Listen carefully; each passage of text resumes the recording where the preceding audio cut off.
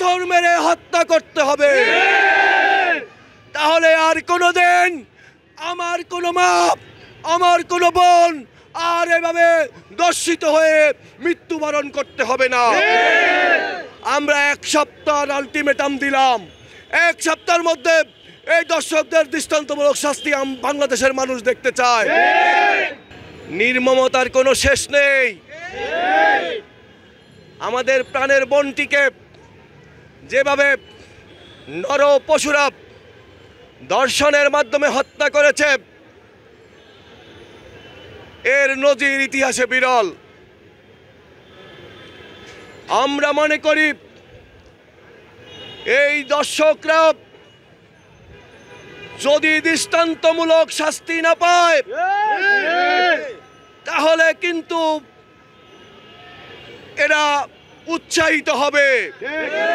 তাই অনতিবিলম্বে এই দর্শকদের দৃষ্টান্তমূলক শাস্তি দিয়ে জনসম্মুখে 1 সপ্তাহের মধ্যে ফাঁসি দিয়ে সারা বাংলাদেশ থেকে দর্শনকে নির্মূল করতে হবে।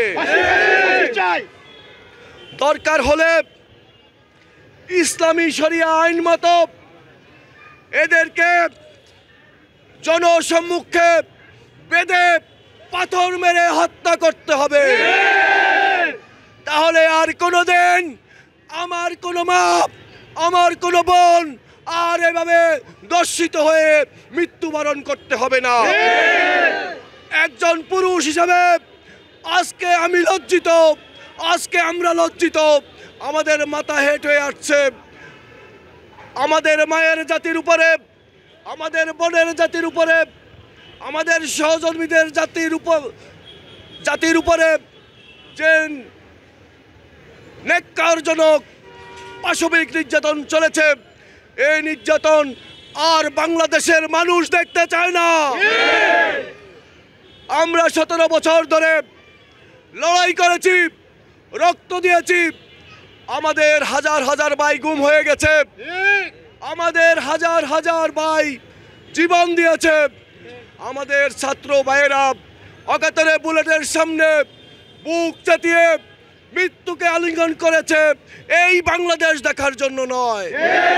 সংগ্রামী বন্ধুরা, অনতিবিলম্বে এই খুনিদের জনসম্মুখে দৃষ্টান্তমূলক শাস্তি দিতে হবে।